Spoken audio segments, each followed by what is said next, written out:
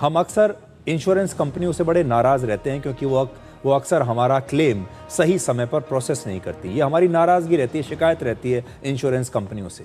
हम कहते हैं कि वो तमाम तरह के कागज़ हमसे मांगते हैं, जिससे हम लोग अक्सर परेशान हो जाते हैं। हमें लगता है कि ये कंपनियां हम पर शक करती हैं कि कहीं हम बढ़ा चढ़ाकर फर्जी बिल तो नहीं दे रहे।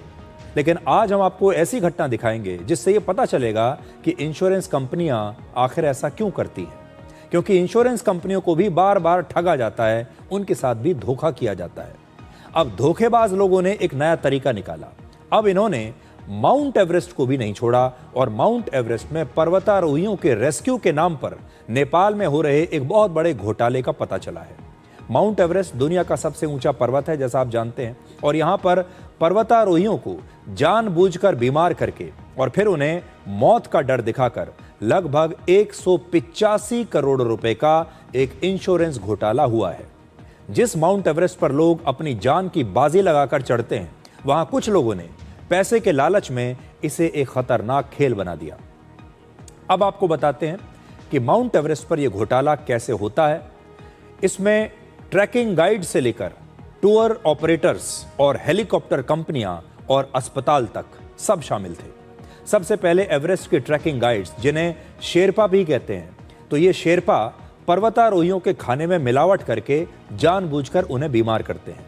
फिर एवरेस्ट की ऊंचाइयों पर बीमार होने के बाद इन पर्वतारोहियों के लिए एक महंगा और फर्जी रेस्क्यू ऑपरेशन चलाया जाता है, जिसमें उन्हें हेलीकॉप्टर से रेस्क्यू किया जाता है और फिर अस्पताल में भर्ती करवाया जाता है। और फिर ये अस्पताल भी फर्जी रिपोर्ट्स बनाकर इन पर्वतारोहियों से अच्छा खासा पैसा वसूलते हैं और ये सारा बिल इंश्योरेंस कंपनियों को भेज दिया जाता है। क्योंकि माउंट एवरेस्ट पर चढ़ाई से पहले हर पर्वतारोही को अपना इंश्योरेंस कराना होता है, क्योंकि ये चढ़ाई बहुत ही रिस्की और जानलेवा होती है। इस घोटाले की शुरुआत ट्रैकिंग गाइड से होती है, यानी शेरपा से होती है।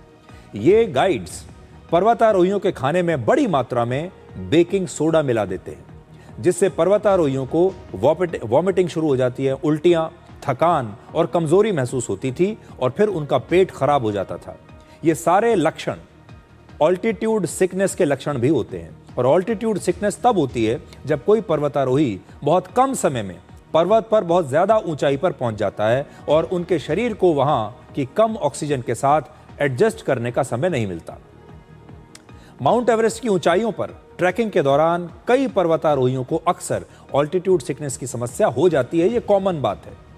अगर इसे अनदेखा कर दिया जाए तो ये जानलेवा भी साबित हो सकती है, इससे जान भी जा सकती है।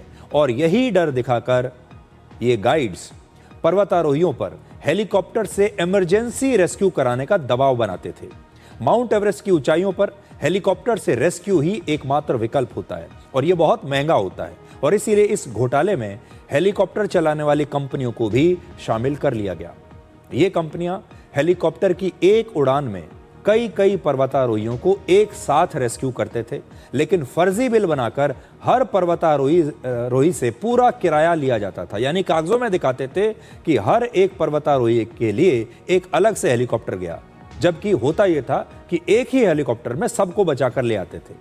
जांच में पता चला कि एक ही तारीख में और एक ही हेलीकॉप्टर से 4 पर्वतारोहियों को एक ही उड़ान के दौरान रेस्क्यू किया गया।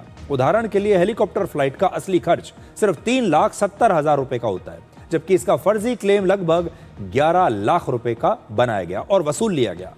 इन पर्वतारोहियों को अस्पताल में भर्ती कराने के बाद वहां भी फर्जी मेडिकल रिपोर्ट्स बनाई जाती थी, ताकि अस्पताल का बिल भी बढ़ता रहे और साथ ही पर्वतारोहियों को यह कभी पता ना चले कि उन्हें असल में कोई बीमारी नहीं थी, उन्हें जानबूझकर बीमार किया गया और उनकी ये बीमारी बहुत ही मामूली थी।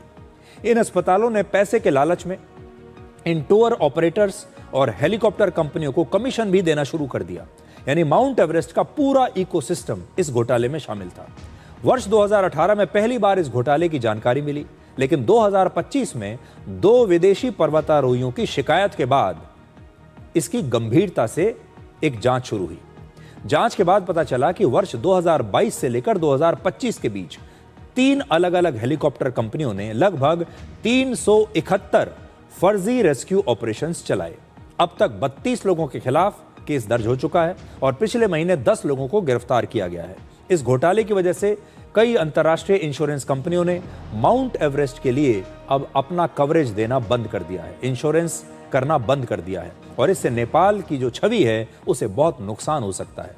आज नेपाल में माउंट एवरेस्ट एक उद्योग की तरह है और इससे प्रति वर्ष लगभग 3,000 करोड़ रुपए की कमाई होती है नेपाल को। हर साल पूरी दुनिया से लगभग 35,000 लोग माउंट एवरेस्ट के बेस कैंप तक पहुंचते हैं और इसमें लगभग 500 से लेकर 600 पर्वतारोही तक जो हैं वो माउंट एवरेस्ट की चोटी पर चढ़ने की कोशिश करते हैं और हर एक पर्वतारोही इस कोशिश में लगभग 70 लाख रुपए तक खर्च करता है।